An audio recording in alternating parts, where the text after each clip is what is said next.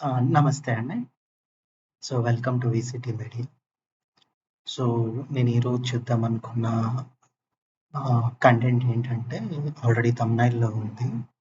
So, అది so, ఆంధ్రప్రదేశ్‌లో NDA 1, NDA 2 అని 2 ఉన్నాయా? క్వెషన్ మార్క్ అండి. మీకెవరికైనా తెలిస్తే చెప్పండి. ఈ ఎన్‌డీఏ 1, ఎన్‌డీఏ 2 దేశంలో ఎక్కడా లేదు. ఎన్‌డీఏ 1, ఎన్‌డీఏ అనేది ఒక్కటే ఉంది. బీజేపీ పొత్తు పెట్టుకుని మిగతా పార్టీ అన్నీ కలిపి ఎన్‌డీఏ. కానీ ఆంధ్రప్రదేశ్‌కొచ్చేసరికి ఎన్‌డీఏ 1, ఎన్‌డీఏ 2 ఈ 2 ఉన్నాయని కొంతమంది వైఎస్ఆర్‌సీపీ మిత్రులు చెప్తున్నారు. సో, అదే ఈరోజు థంబ్‌నెయిల్. సో, దీని గురించి మనం మాట్లాడదాం. ఎన్‌డీఏ 2, ఎన్‌డీఏ 1 అంటే అందరికీ తెలిసిందే అండి. సో, బీజేపీ దేశంలో అన్ని రాష్ట్రాల్లో బీజేపీ మిగతా పార్టీలతో కలిపి పొత్తు పెట్టుకుంటే సో, అది ఎన్‌డీఏ.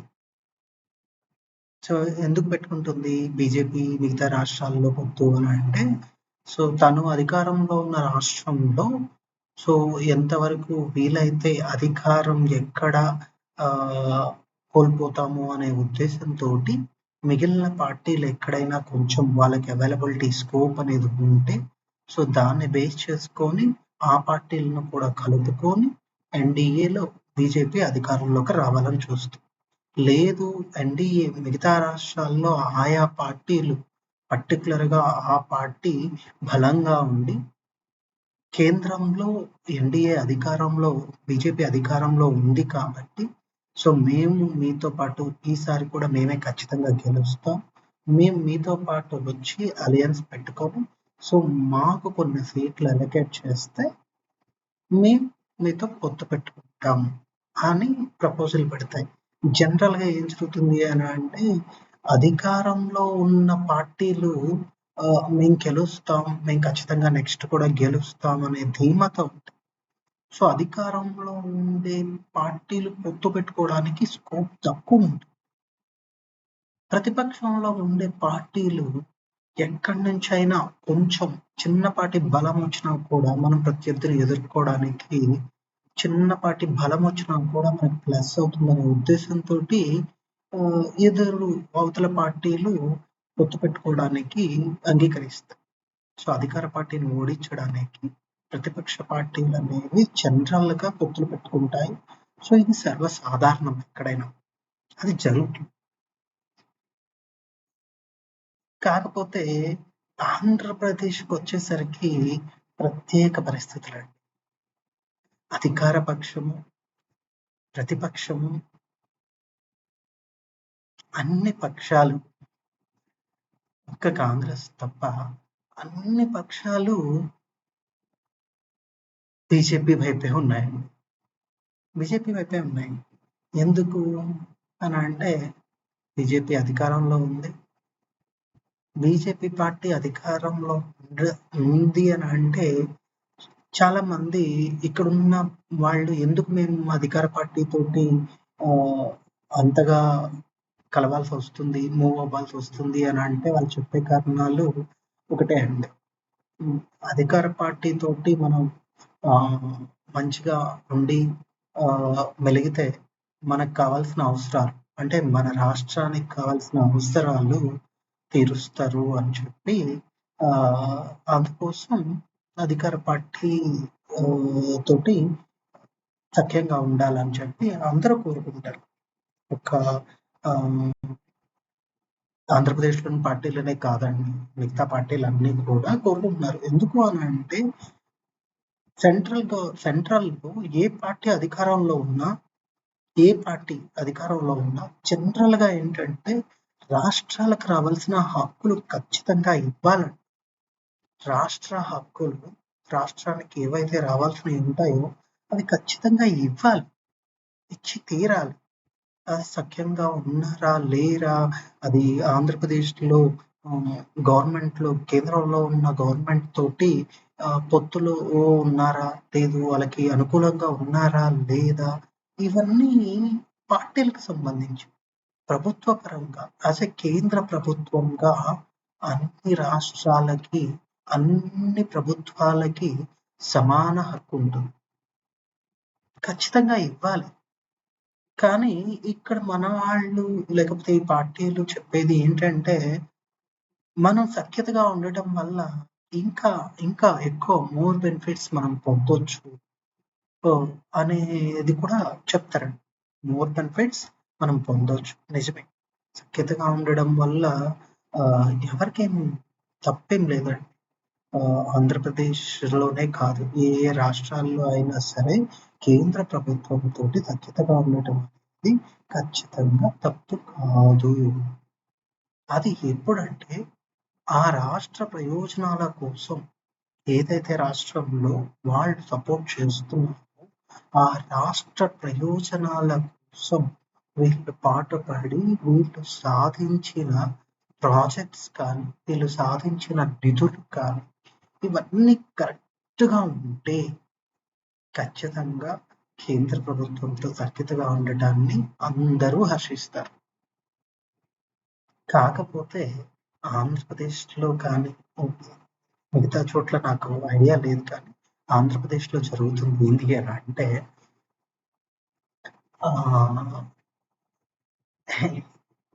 అధికార పక్షం, ప్రతిపక్షం 2 ఇప్పుడు కరెంట్ ఉన్న సిట్యుయేషన్‌లో 2 కేంద్ర ప్రభుత్వానికి సపోర్ట్ చేస్తుంది. సపోర్ట్‌తో పాటు కేంద్ర ప్రభుత్వానికి సపోర్ట్ చేయడంతో పాటు కేంద్రంలో ఉన్న ప్రభుత్వం భారతీయ జనతా పార్టీ.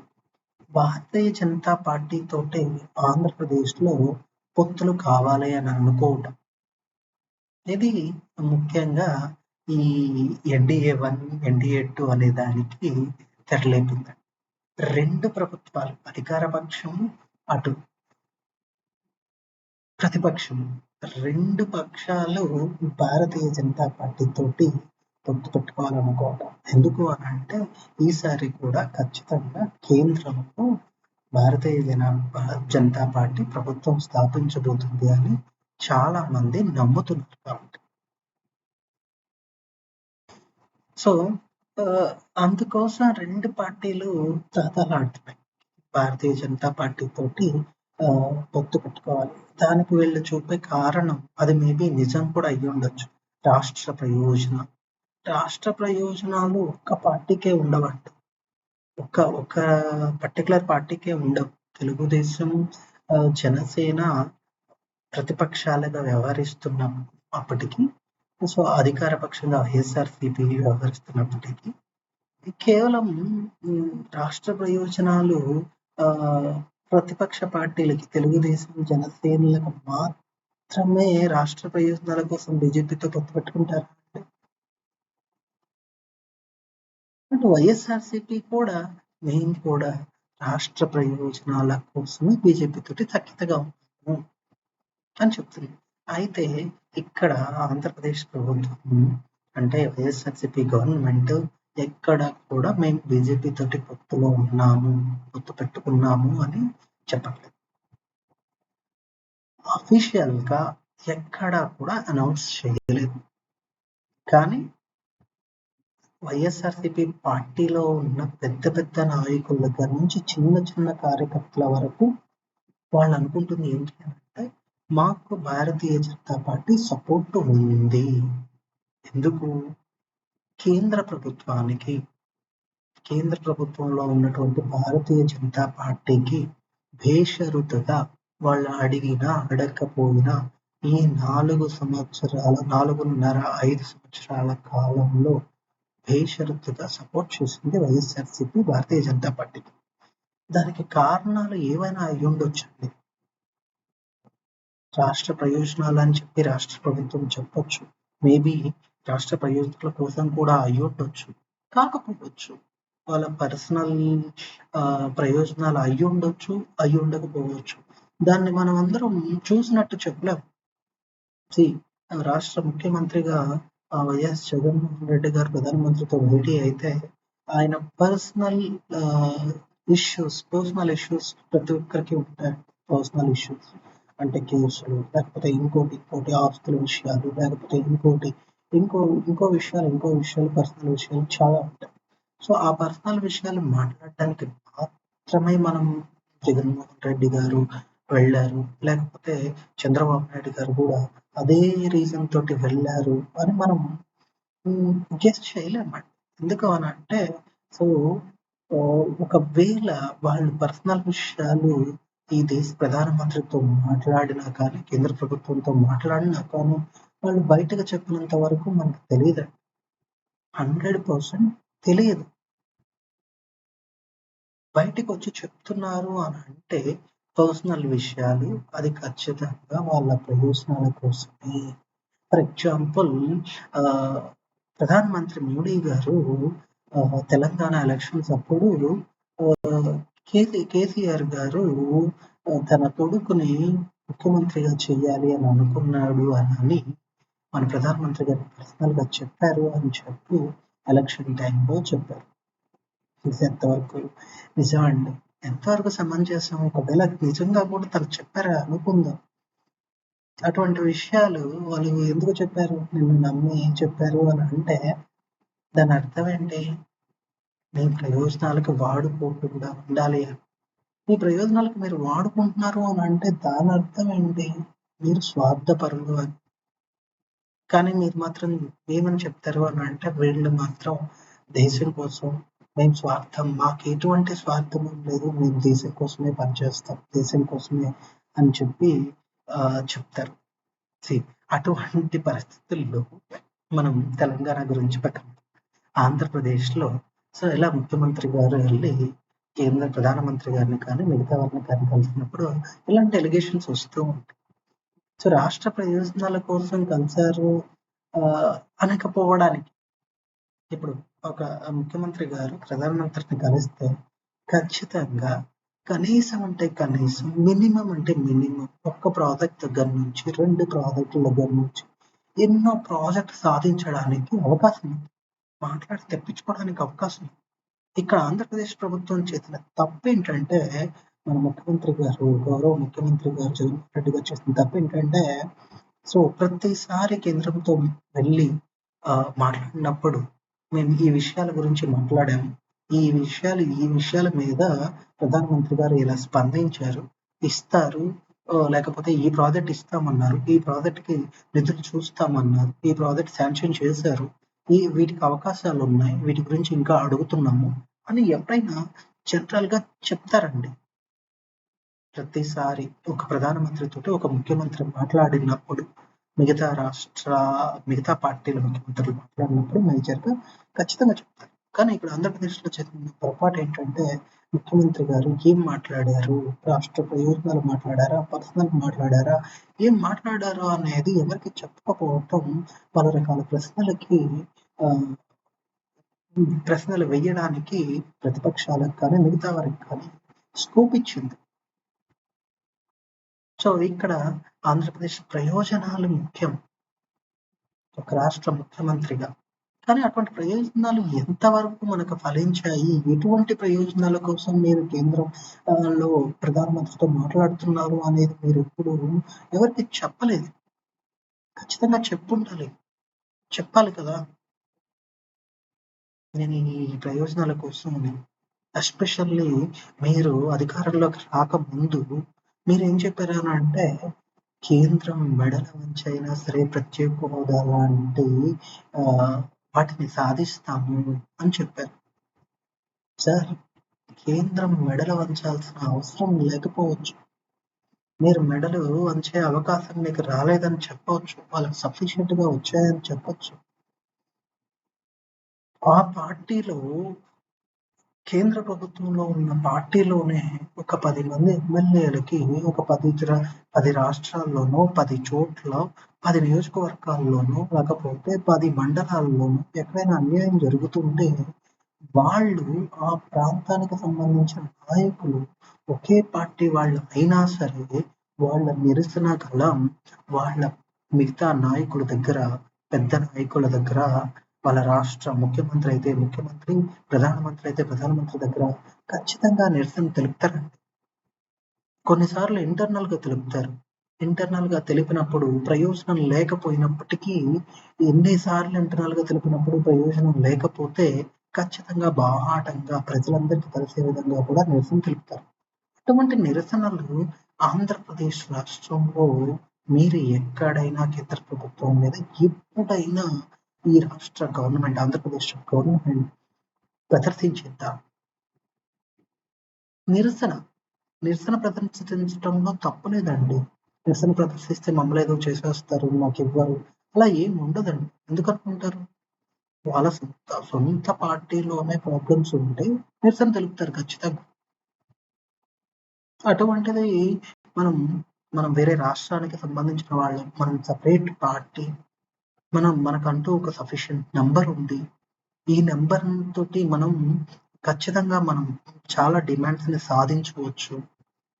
చాలా వాటికి అనుకున్నప్పుడు అటువంటి నిరసనలు తెలపడంలో ఎటువంటి తప్పు లేదు కదా!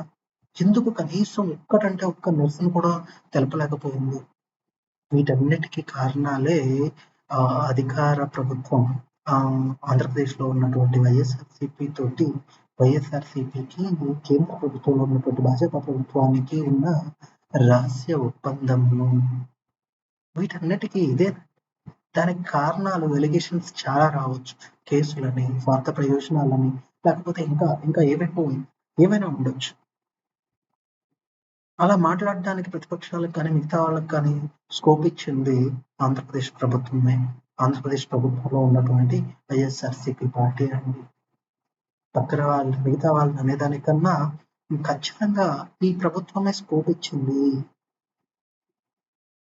ఆ ప్రభుత్వమే ఈ రాష్ట్ర ప్రయోజనాల్ని పట్టించుకోలేదు అని ఒక రకమైనటువంటి దాన్ని ప్రజల్లో కానీ, నాయకుల్లో కానీ, మిగతా వాళ్ళలో కానీ ఖచ్చితంగా తీసుకొచ్చింది. మీరు అనుకుంటూ ఉండొచ్చు, ప్రభుత్వంలో ఉన్న ఆ పార్టీకి సంబంధించిన వ్యక్తులు లేదు మమ్మల్ని ఎవరు అనుకోవట్లేదు. ప్రజలందరూ మా పార్టీకి సపోర్టెడ్‌గా ఉన్నారు. మేము ఇచ్చే పథకాల గురించో లేకపోతే మిగతా వాటన్నిటి గురించి సపోర్ట్‌గా ఉన్నారు.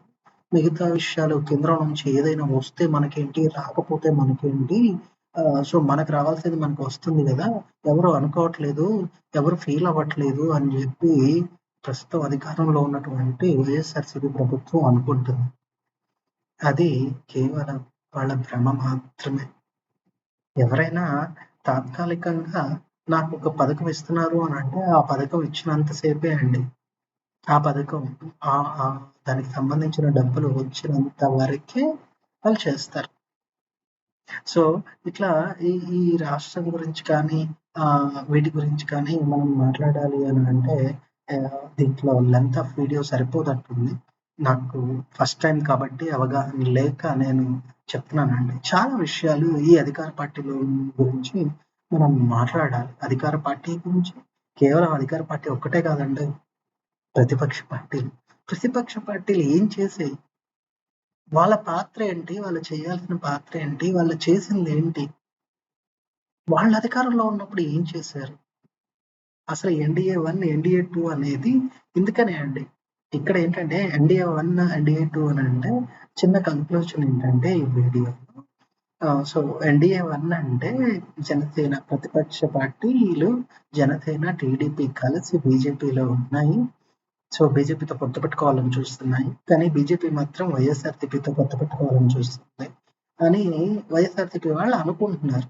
కానీ బీజేపీకి రెండు వైపులా పదునుంటుందండి.